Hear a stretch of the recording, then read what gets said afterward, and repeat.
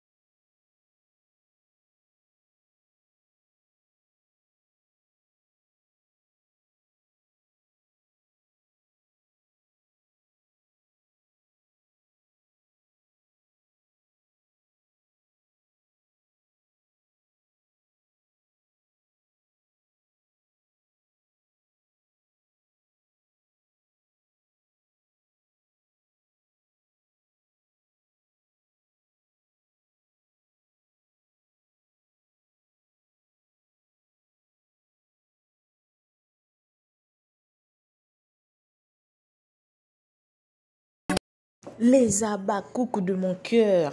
Nazo pe sabino premièrement d'abord ba félicitations na babakouk nyonso. Les Abakouk oh yeah, premier épisode na biso 5K. Dans combien de jours? Dans 5 jours. En tout cas, félicitations na babakouk nyonso. En tout cas, film na biso ya touro la justice dédiée et pesi biso 5K dans 5 jours. Donc mam sa zongeli puissance na ye, mam sa mati lisusu. Donc dans 5 jours to kokisi 5K. To beleli na babakouk nyonso ke to continuer ko sala musala na biso. En tout cas film oyo tozo zwelango ba résultat ya kitoko to matisa lisusu partage. Deuxième épisode na biso eza na 70K. Troisième épisode na biso eza na 68K.